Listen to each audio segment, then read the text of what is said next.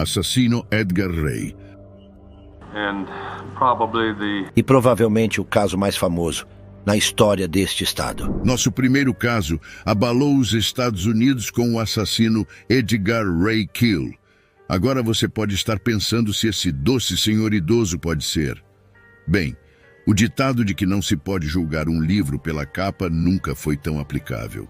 Tudo começou na cidade de Filadélfia, não aquela famosa, mas a menos conhecida Filadélfia, Mississippi, em 1964.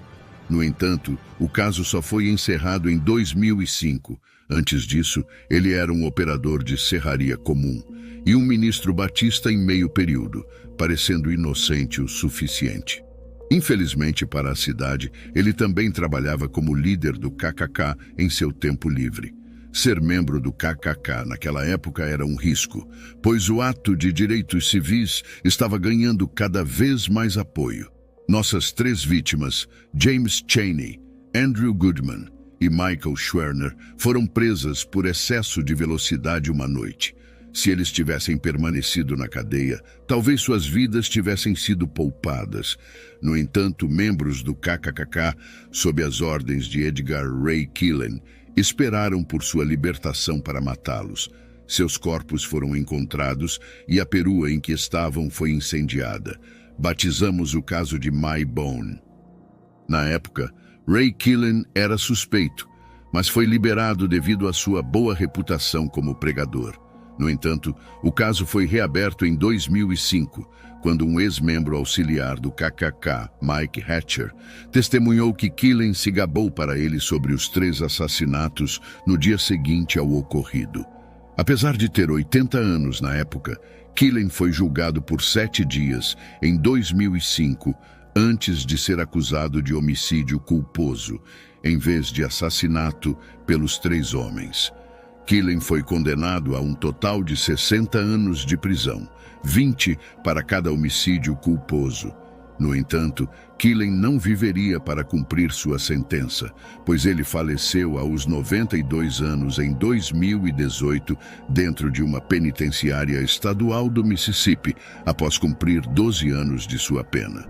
Infelizmente, existem muitos assassinos racistas neste mundo, e o próximo caso, conhecido como a Trindade Racista, envolve Travis McMichael, Gregory McMichael e William Bryan. Em um dia ensolarado de fevereiro de 2020 no condado de Glynn, Geórgia, os 3 culpados distorceram a versão da lei em suas próprias mãos ao verem Ahmaud Arbery correndo pacificamente. Greg McMichael, um policial do condado de Glynn e investigador do escritório do procurador do distrito do Circuito Judicial de Brunswick, e seu filho, decidiram sem hesitar que Ahmaud era suspeito de assaltos locais. Em vez de iniciar uma investigação adequada ou simplesmente conversar com ele, os 3 homens entraram em um carro e ignoraram toda a racionalidade. Eles pegaram uma pistola Magnum Point .357 e uma espingarda calibre 12 e foram diretamente atrás de Arbery. Arbery foi baleado 3 vezes pela espingarda do filho de Gregory, Travis McMichael. A polícia chegou rapidamente ao local, mas a sorte estava ao lado dos 3 homens, pois eles continuavam sendo descartados por falta de causa provável, e vários promotores se afastaram do caso porque Greg McMichael havia trabalhado em seus escritórios. No entanto, após a absolvição de Arbery de quaisquer acusações de assalto, os 3 homens voltaram a ser suspeitos, quando um vídeo gravado por William Bryan mostrou a luta entre Travis McMichael e Ahmaud Arbery, momentos antes de seu assassinato. Pode-se dizer que Bryan acabou incriminando a si mesmo e seus parceiros, e suas ambições de direção os levaram para a prisão. Os 3 homens foram a julgamento e, para surpresa de ninguém, foi decidido que este foi um ataque motivado por racismo.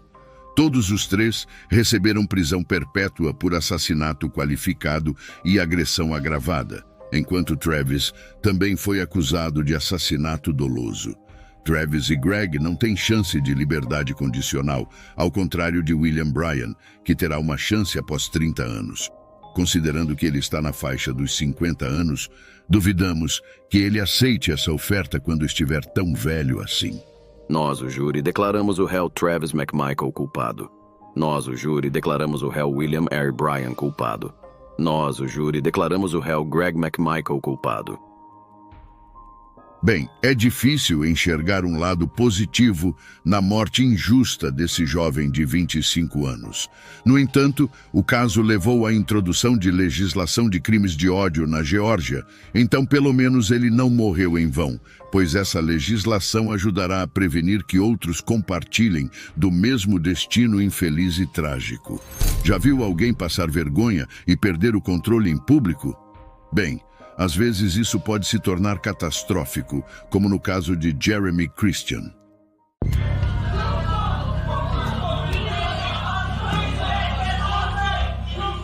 Quem leva o incômodo de explosões em público embaraçosas a um nível completamente novo é Jeremy Christian.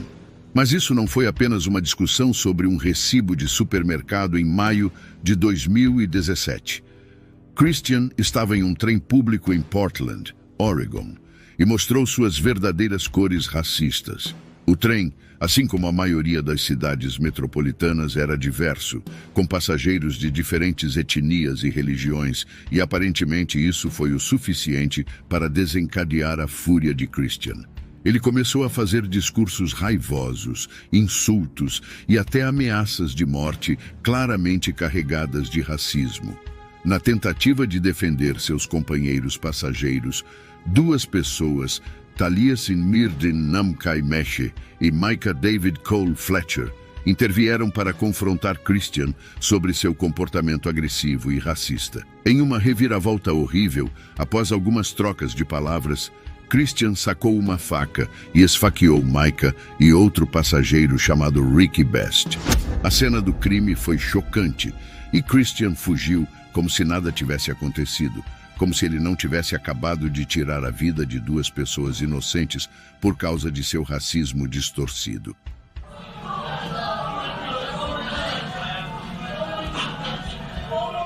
Três anos depois, finalmente começou o julgamento de Christian. E assim como acontece com a maioria dos assassinos e racistas, muita sujeira veio à tona.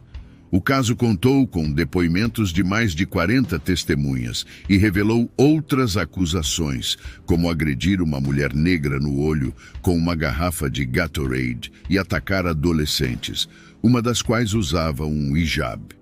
Quanto ao incidente no trem, a polícia e os tribunais tiveram muito trabalho, pois Christian foi acusado de 2 homicídios, uma tentativa de homicídio, 2 casos de intimidação de 2º grau, 3 contravenções e um porte de arma restrita. Os crimes de Christian foram tão horríveis que uma sobrevivente dos 3 ataques, Micah Cole Fletcher, disse que o sofrimento veio acompanhado de pesadelos, incluindo um em que ele está em um túnel que se enche lentamente de sangue até que ele se afogue. O dia do julgamento finalmente chegou para Christian, e ele recebeu 2 sentenças de prisão perpétua sem possibilidade de liberdade condicional, além de 51 anos adicionais por seus outros crimes. Estudei em uma escola onde a maioria dos alunos eram negros em Oregon. De onde venho? Nós nos defendemos. Você pensaria que isso seria o suficiente para ele se acalmar e repensar suas escolhas, mas assassinos como ele geralmente não têm razão. Ele prosseguiu com mais um discurso dentro do tribunal, ameaçando diretamente uma das vítimas de matá-la na frente de todos. Portanto, é justo supor que ninguém sentisse nenhum pingo de culpa por sua punição. Portland testemunhou não apenas um, mas 2 assassinatos chocantes em nossa lista, sendo o segundo deles o de Russell Courtier. Verdadeiros monstros como Courtier são expostos ao público quando uma simples discussão se transforma em um assassinato desprezível. Tudo começou quando uma briga aleatória eclodiu do lado de fora de uma loja 7-Eleven entre Courtier e outro homem, Larnell Bruce Jr. Essa não era uma briga comum de rua. pois as câmeras de segurança flagraram Courtier correndo atrás de Lionel Bruce com um Jeep e o atropelando brutalmente, causando sua morte. Talvez nunca saibamos o que realmente causou essa briga, mas temos uma boa ideia do motivo pelo qual Courtier faria isso. Descobriu-se que ele fazia parte de uma gangue prisional supremacista branca chamada European Kindred. Ele tinha o logotipo do grupo em seu boné e até mesmo uma tatuagem em sua perna, o que demonstra um nível distorcido de lealdade por algo tão perverso. Após seu boné ser encontrado na cena do crime e as câmeras de segurança o flagrarem em flagrante, ele foi acusado de homicídio em primeiro grau. E sua namorada, Colleen Hunt, que o incentivava no carro, que por sinal foi usado para atropelar Bruce, foi acusada de homicídio culposo em primeiro grau. Nós, o júri, consideramos o réu Russell Courtier culpado. Courtier estabeleceu um recorde para o primeiro veredicto de crime de ódio em 3 décadas no Oregon e recebeu prisão perpétua, sem possibilidade de liberdade condicional, por 28 anos. Prisão perpétua é a sentença máxima que um assassino pode receber. Mas provavelmente não é suficiente nem mesmo para a mãe de Lionel Bruce. Ela teve isso a dizer para Courtier: "Você permitiu que o diabo o desviasse e tirasse a vida de um espírito tão belo e longo. Você tirou essa vida de nós." Com a maioria dos crimes de ódio sendo cometidos por supremacistas brancos contra pessoas de cor, o que acontece quando esses papéis são invertidos? Em relação à contagem 4, nós, o júri, no processo acima mencionado, consideramos Corey Ali Muhammad culpado. Corey Muhammad. Ataques carregados de racismo são racistas, independentemente da raça em questão, e no caso de Corey, ele tinha aversão a todas as pessoas brancas.